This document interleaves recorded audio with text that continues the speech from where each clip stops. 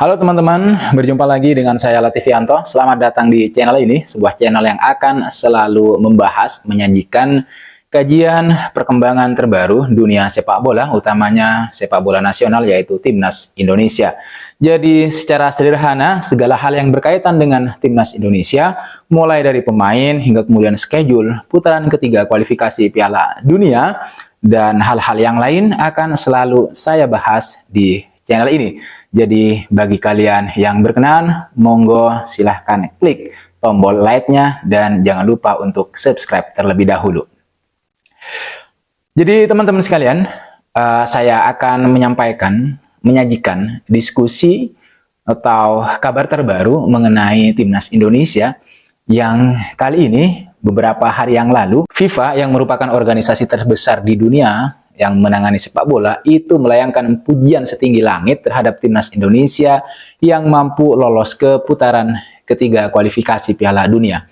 Apakah ini pertanda FIFA akan menyambut Timnas Indonesia di panggung terbesar sepak bola dunia, yang berarti Timnas Indonesia akan lolos ke Piala Dunia 2026? Jawabannya bisa teman-teman temukan di video ini.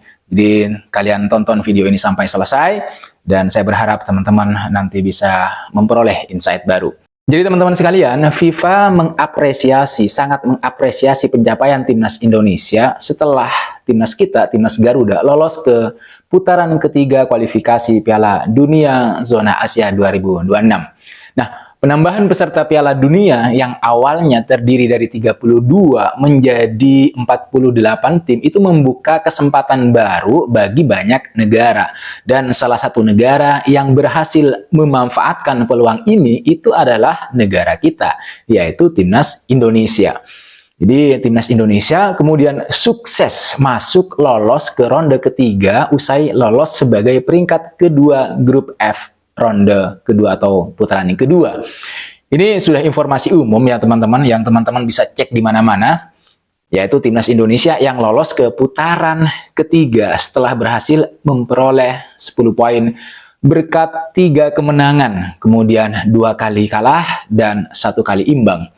Nah, di putaran ketiga nanti Timnas Indonesia bakal satu grup dengan Jepang, kemudian ada Australia, ada Arab Saudi, Bahrain, dan kemudian China. Hanya 2 tim teratas yang bakal lolos ke putaran final Piala Dunia 2026. Sementara tim peringkat ketiga dan peringkat keempat itu bakal lanjut ke putaran keempat. Saya tidak akan membahas hal ini karena sudah saya bahas di beberapa video sebelumnya. Jadi yang akan saya bahas adalah faktor apa saja yang kemudian membuat Timnas Indonesia berhasil mencapai prestasi baru tersebut, yaitu lolos ke ronde ketiga. Kemudian sekali lagi saya juga akan mengatakan bagaimana FIFA telah melayangkan pujian yang sangat-sangat luar biasa kepada Timnas Indonesia. Jadi faktor pertama yang membuat Indonesia berhasil melaju ke putaran ketiga kualifikasi Piala Dunia Zona Asia adalah perpaduan darah muda dengan pemain-pemain berpengalaman yang ada di tubuh Timnas Indonesia saat ini. Para pemain muda yang menjadi simbol perubahan Timnas Indonesia saat ini itu adalah, misalnya kalau boleh saya sebutkan, ada Rizky Ridho, kemudian ada Marcelino Ferdinand, ada Witan Sulaiman. Sementara 3 pemain berpengalaman yang juga menjadi simbol Timnas Indonesia hari ini, saat ini, itu adalah Sandy Walsh, kemudian ada Jordi Amat, dan Tom Haye. 2 hari yang lalu, di laman resminya, FIFA menulis, teman-teman bisa cek sendiri faktanya, jadi FIFA menulis, kalau Timnas Indonesia telah membuktikan bahwa Timnas kita itu tidak terlalu peduli dengan apa yang ditulis, dengan apa yang ada di atas kertas. Mungkin di atas kertas, ya, Timnas Indonesia adalah timnas dengan peringkat paling rendah. Jadi ranking FIFA kita ranking terendah jika dibanding dengan tim-tim lain yang ada di putaran yang kedua.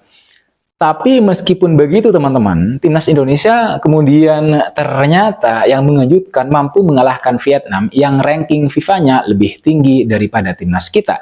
Dan kemudian timnas kita berhasil masuk ke putaran ketiga.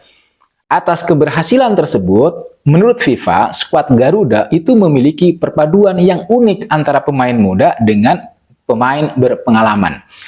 Yaitu dengan masuknya pemain muda berbakat seperti misalnya yang saya katakan tadi, yaitu ada Marcelino Ferdinand, kemudian ada Rizky Ridho di lini belakang, dan kemudian Witan Sulaiman. Nah, ketiganya ini kemudian memberikan dorongan dan berperan penting ya dalam membawa Indonesia mencapai babak 16 besar, yaitu Piala Asia tahun 2023 dan kemudian babak semifinal Piala Asia U23 tahun 2023. Nah, ketiga pemain muda ini kemudian menambah tenaga di timnas Indonesia senior yang diisi oleh pemain-pemain berpengalaman sekelas Jordi Amat, kemudian ada Tom Haye dan Sandy Walsh. Ini perpaduan yang unik kata FIFA. Ini faktor pertama. Faktor yang kedua, menurut FIFA adalah keberadaan sosok Shin Tae-yong, pelatih timnas Indonesia saat ini yang baru diperpanjang kontraknya. Jujur saja, menurut FIFA, kehadiran Shin Tae-yong itu sukses mendongkrak performa timnas Indonesia, di mana STY ini telah sukses membawa timnas Indonesia naik 40 strip di ranking FIFA. Menurut FIFA, pelatih Shin Tae-yong telah memberikan dampak yang tak terhapuskan bagi bangsa Indonesia sejak pengangkatannya, yaitu pada tahun 2020. Menurut FIFA, penerapan taktis dan pendekatan berkepala dingin Shin Tae-yong itu telah membuat timnya, yaitu Timnas Garuda, Timnas Indonesia, naik hampir 40 peringkat. 40 peringkat di dunia. Di tulisan yang sama, FIFA juga menyoroti penampilan timnas kita di Piala Asia tahun ini yang dinilai sangat mengesankan dan menjadi pencapaian terbaik bangsa Indonesia hingga saat ini. FIFA menyebutnya demikian. Jadi ini bukan pernyataan saya, tetapi pernyataan FIFA, pujian FIFA. FIFA kemudian optimistis teman-teman, jika merah putih artinya timnas kita, timnas Indonesia bisa melanjutkan momentum positif ini yang telah dibangun sejauh ini. Jadi dia atau FIFA menulis di laman resminya, FIFA bisa mengatakan akan menyambut Indonesia kembali ke panggung terbesar untuk pertama kalinya di era pasca Perang Dunia II. Artinya apa teman-teman? Artinya jika timnas Indonesia terus meneruskan tren positif yang sudah diperoleh selama ini, maka dengan sangat senang hati gitu ya, dengan tangan terbuka FIFA menyambut kelolosan Indonesia ke putaran final Piala Dunia yang akan berlangsung pada tahun 2026, yaitu di Amerika Serikat, kemudian ada Kanada dan Meksiko. Sebagai negara yang baru berkembang sepak bolanya, terutama di bawah PSSI kepemimpinan Pak Erick Thohir, kalau lolos, Indonesia akan tampil di Piala Dunia untuk pertama kalinya dalam sejarah sejak Perang Dunia Kedua. Ini akan menjadi prestasi yang sangat-sangat membanggakan teman-teman buat kita. Dan tentu kita harus mengamini itu. Mengamini apa yang sudah disampaikan oleh FIFA, kita setuju. Jadi sekali lagi, jika momentum positif terus terjadi, artinya Indonesia mampu menampilkan penampilan yang terbaik di atas lapangan, dengan terus memperoleh kemenangan, maka meskipun Indonesia menempati ranking FIFA terendah, yaitu 134, bukan tidak mungkin jika nanti Indonesia lolos ke Piala Dunia. Jadi yakinlah bahwa ranking itu hanya angka di atas kertas. Sementara permainan sepak bola itu bukan teori di dalam buku-buku teman-teman, melainkan permainan atraktif yang terjadi di atas lapangan. Yang bermain itu bukan kata-kata, bukan angka atau tulisan yang statis di atas kertas. Jadi yang bermain itu kan dua kesebelasan yang berisi manusia-manusia penuh potensi, penuh kreativitas, penuh imajinasi.